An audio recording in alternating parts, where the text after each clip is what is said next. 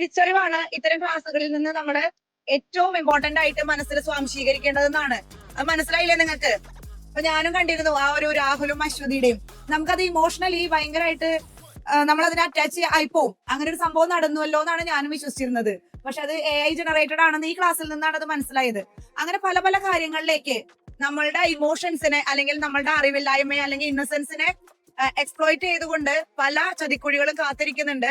അപ്പൊ നല്ല തിരിച്ചറിവോടുകൂടി നമ്മുടെ മുന്നിൽ കാണുന്ന സോഷ്യൽ മീഡിയയിൽ കാണുന്നത് ഒന്നും സത്യമല്ല എന്നുള്ളൊരു തിരിച്ചറിവോടുകൂടി എന്ത് സൈറ്റ് എടുത്താലും അത് യാഥാർത്ഥ്യമാണോ, യഥാർത്ഥത്തിൽ ഉള്ളതാണോ അല്ലയോ എന്ന് തെരഞ്ഞ് അല്ലെങ്കിൽ കണ്ടുപിടിക്കാനുള്ള ക്ഷമയോടുകൂടി വിവേകത്തോടു കൂടി യൂസ് ചെയ്യണം എന്ന് കുട്ടികൾക്ക് അത് മനസ്സിലായിട്ടുണ്ടെന്നാണ്.